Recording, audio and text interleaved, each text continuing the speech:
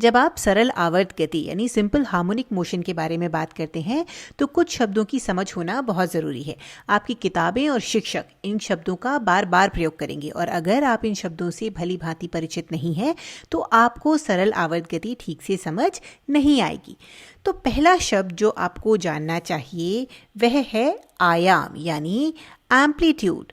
जब आप किसी द्रव्यमान को, किसी वस्तु को साम्यावस्था की स्थिति से हटाते हैं जिससे वे दोलन करने लगे, तो जो अधिकतम विस्थापन होता है यानी वह दूरी जो यहाँ दिख रही है, इसे हम आयाम या एम्पलीट्यूड कहते हैं। इसे हम कैपिटल ए से निरूपित करते हैं। आयाम का अर्थ है किसी सरल आवर्त गति में अधिकतम विस्थापन। तो अगर हमारा द्रव्यमान यहाँ से यहाँ तक जाता है, साम्यावस्था से यहाँ तक जाता है, तो यह दूरी आयाम है। यहाँ हमने इसे तीर से दिखाया है लेकिन यह सदिश नहीं है, ये केवल विस्थापन का परिमाण है, इसलिए ये हमेशा धनात्मक होता है। हम इसे यहाँ भी दिखा सकते हैं। तो यह दूरी भी आयाम होगी क्योंकि हम अधिकतम विस्थापन की बात कर रहे हैं। दोलन करने वाली वस्तु साम्यावस्था की स्थिति के इक्विलिब्रियम के दोनों ओर समान रूप से विस्थापित होगी। तो अगर उदाहरण के तौर पर हमने इस द्रव्यमान को यहाँ पर 20 सेंटीमीटर दाईं ओर खींचा है, मान लेते हैं कि ये 20 सेंटीमीटर है। अगर हम इसे मीटर में लिखें तो ये 0.2 मीटर होगा। तो अगर हम इसे 20 सेंटीमीटर इधर की ओर खींच रहे हैं तो जब यह साम्यावस्था से गुजरकर इस ओर आएगा तो यह इस ओर भी स्प्रिंग को 20 सेंटीमीटर संपीड़ित करेगा। यह दूरी भी 20 सेंटीमीटर होगी। तो आयाम दोनों ओर हमेशा समान होता है। अब दूसरा शब्द जो आपको पता होना चाहिए वह है आवर्तकाल या पीरियड। आवर्तकाल को हम टी से निरूपित करते हैं। अब सवाल ये उठता है कि इसे टी क्यों कहते हैं, क्योंकि पीरियड में टी तो है ही नहीं। तो वो शायद इसलिए क्योंकि यह समय से, टाइम से जुड़ा हुआ है। आवर्तकाल का अर्थ है एक पूर्ण चक्र को पूरा करने में, यानी एक पूर्ण दोलन में लगने वाला समय। अब दोलन क्या होता है? तो दोलन का अर्थ है कि गति बार बार दोहराई जा रही है, इसमें गति की पुनरावृत्ति हो रही है। उदाहरण के लिए जब हम इस द्रव्यमान को खींचते हैं और खींचकर छोड़ते हैं तो यह इस ओर जाएगा, ये स्प्रिंग को संपीड़ित करेगा और यहाँ तक आएगा और उसके बाद यह वापस लौट जाएगा, अपनी पुरानी स्थिति में वापस आ जाएगा। और यही प्रक्रिया, यही गति बार बार दोहराई जाएगी। इसमें कुछ भी नया नहीं हो रहा, ये बस वही प्रक्रिया है जो बार बार हो रही है। तो इस पूरी प्रक्रिया को एक बार पूरा करने में जितना समय लगता है, यानी यहाँ से यहाँ तक जाने में और फिर वापस इसी बिंदु तक आने में लगने वाला समय आवर्तकाल कहलाता है, पीरियड कहलाता है। दूसरे शब्दों में कहें तो यह इस बिंदु से शुरू होकर के इसी बिंदु पर वापस आने में लगने वाला समय है। आवर्तकाल की इकाई सेकंड्स होती है। अब उदाहरण के लिए अगर हम मान लें कि स्प्रिंग के कारण दोलन करने वाले इस द्रव्यमान का आवर्तकाल 6 सेकंड्स है, तो इसका क्या अर्थ है? इसका अर्थ है कि इस द्रव्यमान को इस बिंदु से शुरू होकर के यहाँ तक जाने और फिर वापस इसी बिंदु तक लौटने में 6 सेकंड लगते हैं। हम इसको ग्राफ पर भी दिखा सकते हैं।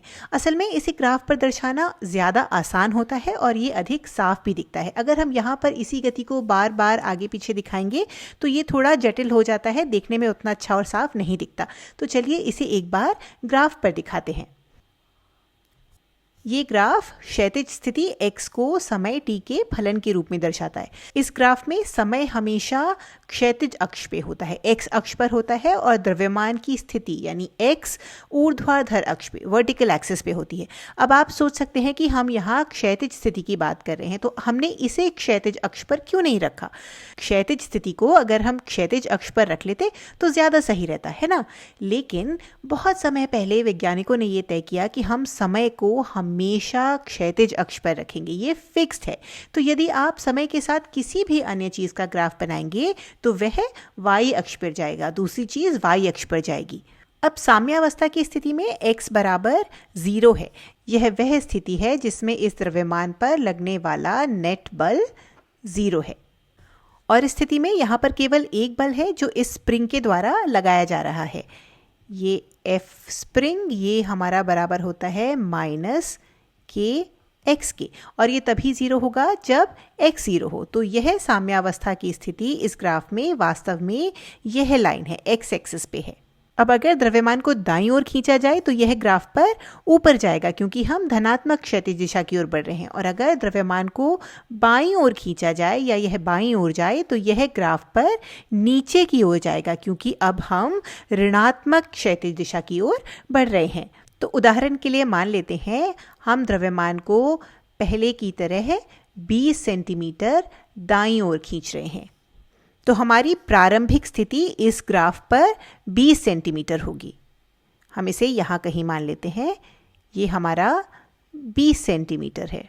तो हमारा ग्राफ 20 सेंटीमीटर या 0.2 मीटर की ऊंचाई से शुरू होगा। ये हमारा आयाम है, एम्पलीट्यूड है, कैपिटल ए। तो अब जब हम अपने इस द्रव्यमान के दोलन का ग्राफ बनाते हैं तो वह कुछ इस प्रकार दिखता है। तो हमारा द्रव्यमान 20 सेंटीमीटर से शुरू होता है, उसके बाद क्या होता है, हमारा द्रव्यमान यहाँ तक जाने के बाद साम्यावस्था में वापस आएगा। तो हमारा ग्राफ यहाँ साम्यावस्था पे आता है और उसके बाद ये ऋणात्मक क्षैतिज दिशा की ओर जा रहा है, तो हमारा ग्राफ नीचे जाता है। उसके बाद ये वापस लौट के साम्यावस्था की स्थिति में आता है, तो हमारा ग्राफ भी साम्यावस्था की स्थिति पर आ रहा है। और उसके बाद ये फिर से धनात्मक दिशा में जाता है और वापस साम्यावस्था, फिर ऋणात्मक दिशा, फिर साम्यावस्था, और ये ऐसे ही आगे चलता रहता है। ये गति ग्राफ पर दिखाने पर एक सुंदर तरंग के जैसे दिखती है ना। अब जब हमने अपना ग्राफ बना लिया है तो जिन राशियों की हमने पहले बात की थी हम उन्हें भी ग्राफ पर दिखा सकते हैं। हमारा आयाम या एम्पलीट्यूड साम्यावस्था से अधिकतम विस्थापन है, यानी यह विस्थापन, यह अधिकतम विस्थापन है। तो आयाम हमारा ग्राफ पर सबसे ऊंचा बिंदु है, यह हमारा आयाम है। तो यहाँ इस स्थिति में आयाम का मान 20 सेंटीमीटर्स या 0.2 मीटर्स है। ये भी हमारा आयाम है, ये भी 20 सेंटीमीटर्स है। और आवर्तकाल पीरियड एक दोलन को पूरा करने में लगने वाला समय होता है। इसे यदि हम इस ग्राफ पर देखें तो हमने इस बिंदु से शुरू किया, इस ऊंचाई से शुरू किया, तो जितनी देर में ये स्थिति वापस दोहराई जाती है, यानी हम चलकर वापस उसी ऊंचाई तक पहुंच जाते हैं, यानी इस बिंदु तक लगने वाला समय, इसे हम आवर्तकाल कहते हैं। तो ये हमारा आवर्तकाल है T। तो उदाहरण के लिए यदि हमारा आवर्तकाल 6 सेकंड है तो ग्राफ पर एक दोलन को पूरा करने में 6 सेकंड लगेंगे। तो यदि ये हमारा 0 सेकंड था तो ये हमारा 6 सेकंड होगा, ये हमारा 3 सेकंड होगा, ये 9 सेकंड होगा और ये 12 सेकंड होगा। तो आवर्तकाल को आप एक क्रेस्ट से, एक शीर्ष से दूसरे शीर्ष तक के बीच की दूरी मान सकते हैं, या एक ट्रॉफ से, एक गर्त से दूसरे गर्त के बीच की दूरी मान सकते हैं। यहाँ पर ये भी हमारा आवर्तकाल है। तो आवर्तकाल क्या है, दो क्रमागत शीर्षों के या दो क्रमागत गर्तों के बीच का समय।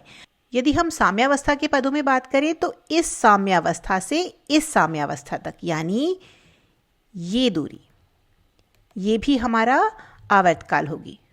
हमको बस ये सुनिश्चित करना है कि हमने अपना पूरा चक्र नापा है। बहुत से लोग इन दो साम्यावस्थाओं के बीच की दूरी को भी आवर्तकाल मान लेते हैं, लेकिन ध्यान दीजिए ये स्थिति और ये स्थिति दोनों समान नहीं है।